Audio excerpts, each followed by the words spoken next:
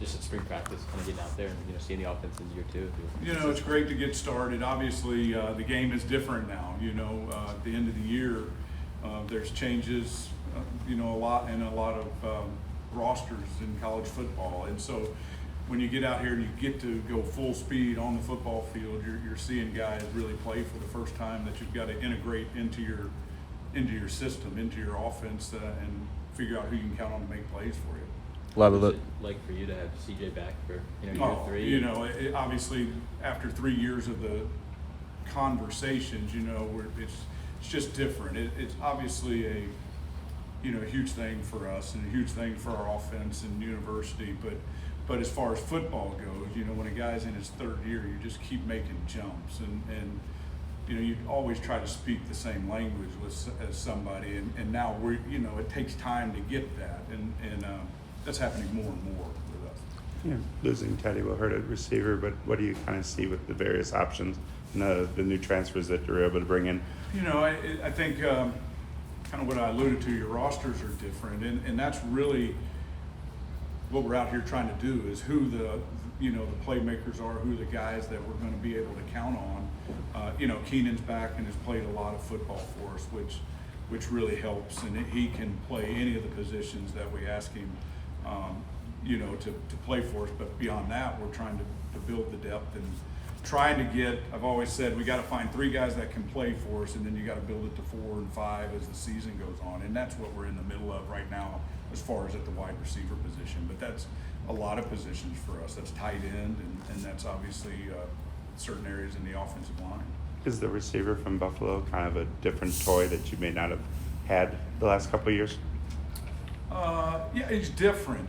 I wouldn't use the word toy, because I'm a big believer. You go in the game, we got to be good with running our offense, and he can do that. You look at his numbers; he caught 50 plus 2 years in a row, and I was fortunate. I had a guy named Jamison Crowder at Duke, who was an excellent football player. That's probably a 5'8", 5'9" guy, but a guy even before that, a guy named Donovan Varner, who is top 20 in the ACC, who's probably closer to 5'7", that we've had. So I've been able to have guys like that contribute in this offense, and he's a dynamic athlete. You'll have been able to bring in some guys who either kind of grew up in the same area that CJ did, competed with him or against him. How helpful has it been to have those guys who are familiar with him? I think it obviously is a good thing. They know each other. They communicate. They already have a bond and a relationship and all that. The whole key now is, yes, they've been throwing routes with each other for a long time, some of these guys, but it's got to integrate into our system. They've got to understand our terminology and how we do it, and that's what we're spending our time on, and trying to work out the finer details of it. But have they thrown a bunch of curls and hitches and goes? Yes, and now we're just trying to marry it to the language that they have to understand. What's the most important thing about spring training? With the season so far away, is it fundamentals? What is most important about this? That's a good question.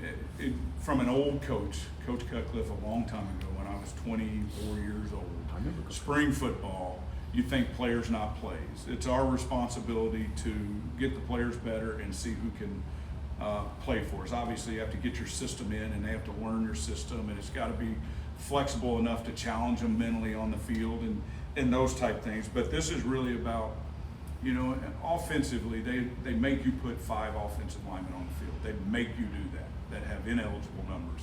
We're going to have a quarterback. We have 5 other guys that we can put on the field, and our job is to find the guys that we want the ball to go to. And that's really what spring is about, is if a guy's on the field, man, we're excited about him getting the football.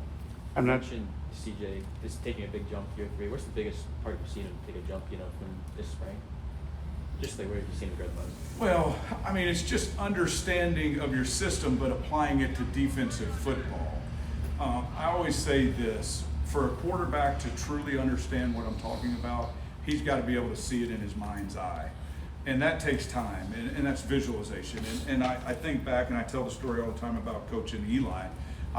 we would be around the table talking to Eli, and after he'd been there a while, he would look up into his brain like he was seeing it. You know, I mean, that's just how he was. He'd look up and he'd say, okay, coach, and that's where CJ is now. We don't have to see a picture or a video or any of that. We can just talk now, and he can process what I'm saying, and he can visually see it in his mind's eye, if that makes sense. That's a good segue, because I was going to ask you, the pressure is probably different, but what did you kind of learn about the Eli experience?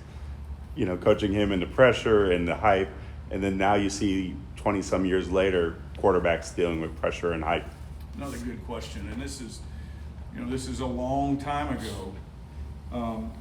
Eli came back for his Pre-Twitter. fifth year, and so this was 2003, was his fifth year in college, and it was one of those he could leave or come back or whatever, and he came back, and the very first game of the year, I can't exactly remember the order, but I think it was the very first game of the year, we lost to Memphis at their place. We lost like 41-31, and that was a tough loss, right? And you leave in the locker room, and that's challenging. And we beat a couple of teams that we were better than, and then Texas Tech came in with Mike Leach came to our place, and we lost 49-45. So we were 2-2 starting Eli's senior year. And, you know, that's hard and challenging for him. You know, he's coming back to compete for a championship.